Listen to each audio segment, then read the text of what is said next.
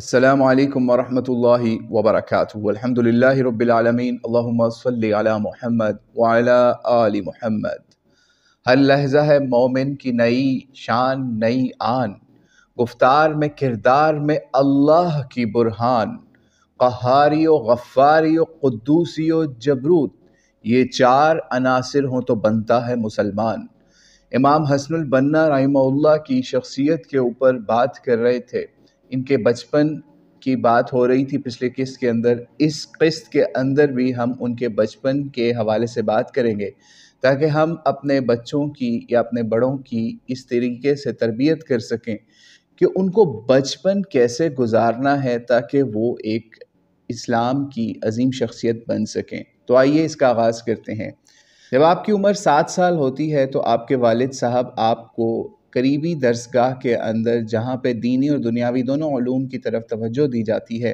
اور حفظ قرآن کی بھی تعلیم دی جاتی ہے، وہاں پر حسن البنا کو اور ساتھ عبد الرحمن دوسرے چھوٹے بیٹے کو بھی وہاں داخل کرا دیتے ہیں۔ اس کی سب سے بڑی وجہ وہاں پہ استاد زہران کا ہونا تھا، جن کی وجہ سے وہاں پر ان کو داخل کرایا جاتا ہے۔ استاد زہران بہت زبردست اخلاقی طور پہ بچوں کی تربیت کیا کرتے تھے، یعنی تربیت اس لحاظ سے کیا کرتے تھے کہ چھوٹی چھوٹی چیزوں کے اوپر بچوں کو گفٹ دے دیا کرتے تھے، یعنی کوئی بہت نیکی کا کام کرتا تو اس کو گفٹ دیا کرتے تھے، جب کسی نے کوئی برائی یا غلط کام کرتے تو اس کی سرزنش بھی ٹھیک ٹھاک اس کو سزا دے کے کیا کرتے تھے۔ تو اس وجہ سے اخلاقی لحاظ سے بہت زبردست علمی شخصیت تھی۔ لیکن ہوا یہ کہ وہاں پر آپ نے حفظ قرآن بھی سٹارٹ کر دیا اور دیگر دوسرے علوم بھی حاصل کرنا شروع کر دیے، اور آپ کا علم وہاں پر حاصل کرنے کے ساتھ ساتھ گھر کا جو ماحول تھا وہ اس طرح کا بنایا گیا تھا کہ آپ صبح سحری کے قریب اٹھتے اور اٹھ کے پھر تہجد کی نماز کے بعد فجر کی نماز ادا کرتے، اس کے بعد تقریباً 5 سے 6 بجے تک اپنا حفظ قرآن کا معمول کرتے، اور یعنی جو بھی آپ کو سبق وہاں اسکول سے ملا ہوتا تھا اس کو بھی دہراتے،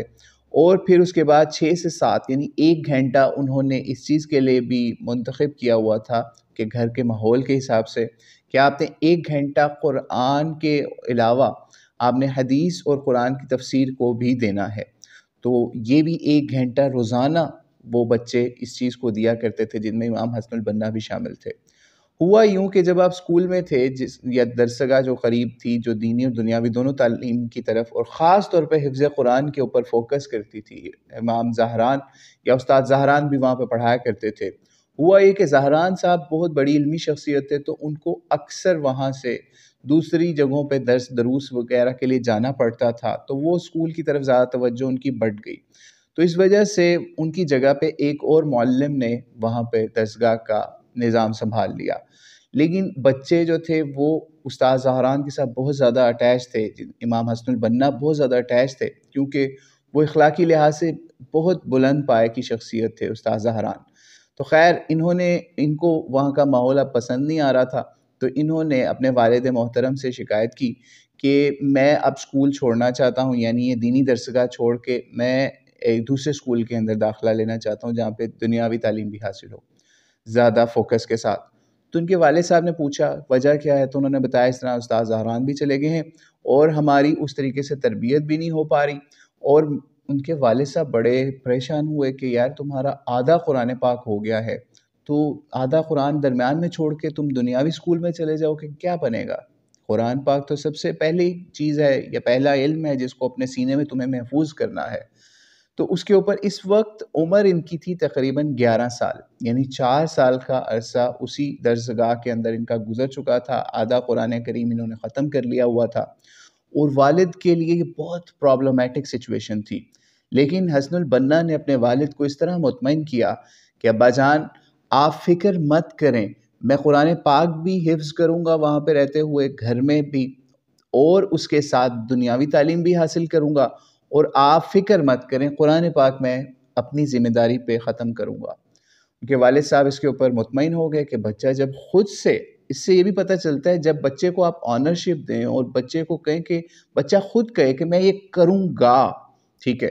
تو اس سے بچہ اس کے اوپر صحیح طریقے سے پاورفلی اپنی فورسز کو لگا دیتا ہے کہ میں نے اپنے والد کو ایک وہ والی خواہش منوائی تھی، تو اب میں نے ان کی خواہش جو کہ میں نے خود کمٹ کی اس کو میں پورا کروں گا۔ خیر حسن البنا نے پھر قرآن پاک گھر کے اندر، ان کا وہی معمول تھا، سحری کے بعد اٹھتے اور نماز کے بعد قرآن پاک کے اوپر بہت زیادہ فوکس کرتے اور اسکول بھی جاتے، وہی ساری جو شیڈول ہم پہلے بتا چکے۔ تو پھر اس طرح ہوا کہ چند سالوں کے اندر ہی آپ نے قرآن پاک بھی حفظ کر لیا اور ادھر اسکول بھی جاری تھا، اور اسی طریقے سے اسکول کے اندر بھی آپ کی دنیاوی تعلیم کے اندر بھی بہت اچھی تربیت ہونے لگی، کیونکہ وہاں پہ ایک استاد افندی، احمد افندی ان کا نام اس وقت ذہن میں نہیں ہے، وہ کتاب کے اندر لکھا بھی ہوا ہے۔ تو انہوں نے یہ کتاب کا دوبارہ تعارف آپ کو کرواتے جائیں، ہم اس کتاب کو as a reference book consider کریں، نیل کا مسافر، جو کہ ڈاکٹر اختر حسین عزمی صاحب کی ہے۔ تو یہاں پر جب ان کا اسکول میں شفٹنگ ہوئی تو یہاں پر جو استاد تھے وہ بھی بڑے اچھے طریقے سے اخلاقی تربیت بھی کرتے تھے۔ ان کا نام تھا محمد افندی، ٹھیک ہے، ان کے ریاضی کے یا میتھمیٹکس کے استاد تھے احمد افندی صاحب۔ اسکول کے اندر بھی ان کو بہت اچھے استاد ملے، جیسے دینی درسگاہ کے اندر استاد زہران تھے، یہاں پر اور اساتذہ کے علاوہ محمد افندی صاحب بڑے زبردست اخلاق کے مالک تھے، اور انہوں نے اسٹوڈنٹس کو ایک تجویز دی وہاں پہ۔ کیا تجویز دی؟ کہ آپ ایک تنظیم بنائیں اصلاح کے لیے، اخلاق کی تعمیر کے لیے۔ کچھ لوگوں کے مطابق اس کا نام ارکان تھا، لیکن بہرحال ارکان تنظیم کے حوالے سے انہوں نے ان کو پہلی سوچ دی وہاں کے اسٹوڈنٹس کو، اپنی کلاس کے۔ انہوں نے کیا اسٹوڈنٹس کو، یا امام حسن البنا جیسے اسٹوڈنٹس کو کیا تجویز دی اور وہ آگے کس طرح بڑھی، کہ انہوں نے تجویز یہ دی کہ آپ کیا کرو بچوں، کہ آپ ایک اپنی تنظیم بناؤ اور اس کا یہ کام ہو کہ اخلاق کے اوپر توجہ دے، اخلاق پہ اس طرح توجہ دے، کوئی بچہ گالی دے تو اس کو اتنا جرمانہ، کوئی اپنے استاد کو یا اپنے والد کو یا کسی بڑے کو گالی دے یا اس کے بارے میں کوئی بری بات کرے اور آپ دوسرے اسٹوڈنٹ سن لیں تو اس کے اوپر اس سے ڈبل جرمانہ، ٹھیک ہے، اس طرح سے مختلف جرمانے ہوں گے، اور وہ جو پیسہ جمع ہوگا اس کو پھر آپ بچے خود ہی مینیج کریں، خود ہی اس کے امیر بنے، خود ہی اس کی جو ہے منتظم بنے، اور اس کو اچھے کاموں میں صرف کر دیں وہ جو پیسہ آئے گا۔ اور کافی اخلاقی لحاظ سے اس کی شرائط انہوں نے ان کو سجیسٹ کی۔ بچوں کے دل پہ اس چیز نے بڑا اثر کیا۔ بچوں نے کیا کیا کہ بچوں نے پھر وہ تنظیم بنا لی وہاں پہ ایک چھوٹی سی، اور اس کا کام یہی تھا کہ پیسے خرچ اس طریقے سے کیا کرتے تھے، وہ اکٹھے کرتے تھے، جو بھی گالی دیتا، ظاہری بات ہے بچے ہیں، کسی نہ کسی نے دینی ہے گالی، تو وہ اتنی پر اثر تنظیم چھوٹی سی بن گئی ان کے اسکول کے اندر اس استاد کی ایک تجویز کے اوپر، کہ انہوں نے اسی طریقے سے پیسہ بھی کافی اکٹھا کیا۔ اس میں یہ ہوتا تھا ایک بچہ جس نے وہاں سے، جس وقت وہاں سے شفٹنگ ہو رہی تھی، اس کی ٹرانسفر ہوئی، ایک بچے کی اسکول چھوڑ رہا تھا تو اس کو الوداعی پارٹی بھی اسی پیسے سے دی، جس سے ان کی اخلاقی تربیت کی وجہ سے جرمانے اکٹھے ہوئے تھے۔ پھر اسی طرح پتہ چلا ایک بندہ جو ہے وہ ڈوب کے اس کی وفات ہوتی ہے، یعنی اس کو کہیں سے اس کی لاش آتی ہے، پتہ نہیں ہوتا کس کا بندہ کہاں سے آ گیا، تو اس کی بھی جو تدفین کا معاملہ ہے وہ بھی انہی پیسوں کے ذریعے سے عمل میں لایا جاتا ہے۔ یعنی آپ کو بتانے کا مقصد یہ ہے کہ دینی علوم میں کہاں سے ہو رہی ان کی تربیت، اور دنیاوی علوم کے اندر بھی وہاں پہ ان کو ایک بہت زبردست استاد مل گیا۔ اور ایسا ہی ہوتا ہے اکثر اسکولوں کے اندر، ایسا کوئی نہ کوئی ایک ایسا استاد اچھا ہوتا ہے جو کہ ٹیچر بھی ہوتا ہے اور پریچر بھی ہوتا ہے، اور بچوں کی ذہنی نشو و نما بہت اچھے طریقے سے وہ کر رہا ہوتا ہے۔ ہر اسکول کے اندر ایسا کوئی نہ کوئی اللہ تعالیٰ نے چیز پرووائڈ کی ہوتی، چاہے جتنا مرضی گندا اسکول بھی ہو دنیاوی لحاظ سے۔ خیر اس کے ساتھ ساتھ آپ کا قرآن پاک بھی گھر کے اندر اس کا دور دورہ چل رہا تھا، اور ساتھ ساتھ آپ کا معمول یہ تھا جب آپ اسکول سے گھر آتے تو آرام بھی کچھ کرتے، پھر اس کے علاوہ واپسی کے بعد آپ رات کو عشاء تک، یعنی واپسی کے بعد دوپہر سے عشاء تک بھی ایک ایسا وقت بھی مخصوص کیا آپ نے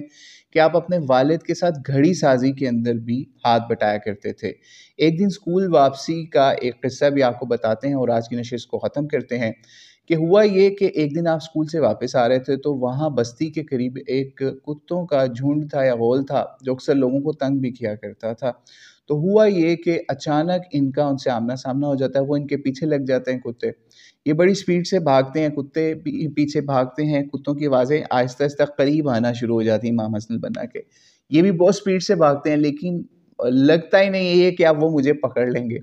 تو ہوتا یہ کہ دریائے نیل کا ایک سائڈ پہ ایک نالا ہوتا ہے، یعنی طغیانی جب ہوتی تو اس نالے میں پانی آ جاتا تھا، تو وہ اس نالے کے اندر فوری چھلانگ مار دیتے ہیں کتوں سے بچنے کے لیے۔